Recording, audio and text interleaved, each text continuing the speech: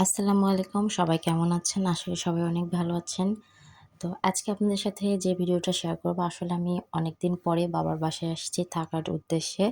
কিছুদিন থাকবো। তো আর বাবার বাড়ি আসা মানেই কি খাই-দাই, পিঠা, আনন্দ এগুলোই তো। তো এখানে আমি বাবার বাড়ি আসছি। আমি প্রায়ই আসি কিন্তু থাকা হয় না। আজকে অনেকদিন পর আসছি, ২-১ দিন থাকবো। তো এখানে আমার মেজো বোন আছে। আর ও বেশ ভালোই পিঠা বানায়। তো ও হচ্ছে পিঠা বানাচ্ছে এখানে। বাট পিঠাটা বানাবে হচ্ছে পাকান পিঠা। আমার মেয়ে, বড় মেয়ে খুবই পছন্দ করে। ও বারবার বলছে মনিকে যে, "মনি আমি পিঠা খাবো, পিঠা খাবো।" তো এই যেখানে পাকান পিঠা বানানোর জন্য প্রসেসিং চলছে। তো অনেকে হয়তোবা জানেন কিনা জানি না যে গমের যে লাল আটা সেটা দিয়েও কিন্তু পাকান পিঠা বানানো যায়। তো এখানে আমার বোন আ গমের আটা যেটা লাল সেই গমের আটা নিয়েছে আর চালের একটু আটা নিয়ে এখানে ও পিঠা বানানোর জন্য যে ডোটা হয় সেটা তৈরি করছে।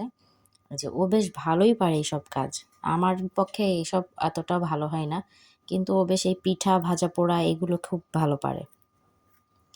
তো এখানেও চিনি নিয়েছে, ২ রকম আটা আর হালকা কুসুম গরম পানি। সেটা দিয়েও ভালোভাবে আটাটা মেখে নিচ্ছে। আর আমরা বসে, বসে সেটাই গল্প করছিলাম যে বাবার বাড়ি আসলে আসলে অনেক মজা হয়। আর একজন গেলে আরেকটা বোন না থাকলে তখন একটা খুব ভালো লাগে না, একা, একা লাগে। আর আমার মেজো বোন হচ্ছে প্রেগনেন্ট। আর ও অনেকদিনই বেশ বাবার বাড়ি আছে। আর আমি যখনই যাই তখন বেশ ও থাকে, আমার ভালোই লাগে। ২ বোন এক জায়গায় থাকলে ভালো লাগে। আমি একা, একা গেলে আমার ভালো লাগে না, আবার ও একা, একা গেলে ওরও ভালো লাগে না। আর আমার ২ মেয়েকে তো ও খুবই ভালোবাসে। আমার ২ মেয়ে গেলে ও পাগল হয়ে যায়। কি খাওয়াবে, কি করবে? আমার থেকে মনে হয় যে ওই বেশি আদর করে ওদের। তো ও একবার বলেছে তাই ওর জন্য পিঠা বানাচ্ছে। ও অসুস্থ তারপরও। এই যে ওকে জিজ্ঞাসা করছি, "তুমি কি খাবে?" ও বলছে, "আমি পাকান পিঠা খাবো।" এই যে এখানে এই আটার যে ডোটা এটা ভালো না হলে কিন্তু পিঠা ফুলবে না। আর এই যে এখানে আর আমার মেজো বোন প্রচুর মিষ্টি খায় পিঠাতে। ওর পিঠা বানালে মানে মিষ্টি পিঠা যদি আপনারা কেউ কম খান, ওর হাতের পিঠা খাইলে তো ডায়াবেটিকস হয়ে যাবে এমন অবস্থা। চিনি একটু কম হইছে আমার কাছে ঠিক লাগছে। ও আরো বেশি করে চিনি দিল। এই যে ও কি সুন্দর করে দেখেন পিঠার ডোটা তৈরি করলো। ডোটা ঠিক এরকম তো হতে হবে। তাহলে কিন্তু পিঠাটা একদম পারফেক্ট ভাবে ফুলবে।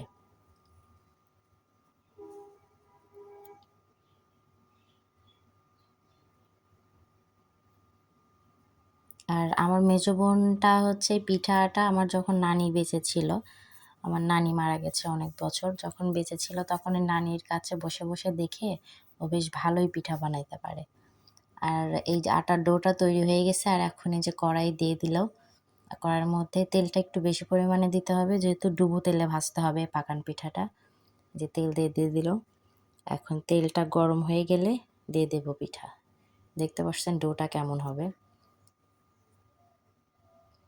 এই যে এখন তেলের মধ্যে দিয়ে দিল।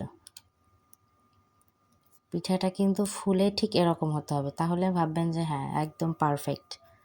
আর গমের আটা আর চালের আটা দিলে হয় কি এই পিঠাটা খুব একটা শক্ত হয় না আবার খুব একটা নরম হয় না।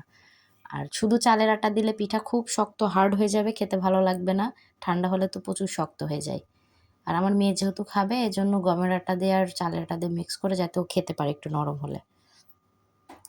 এই যে বাবার বাড়ি এসে পিঠা খাচ্ছি। আরও আজকে ফ্রাইডে আরও অনেক অ্যারেঞ্জমেন্ট আছে। আমার আম্মুর ২ জামাইও আসবে। বাবার বাড়ি মানেই মজা।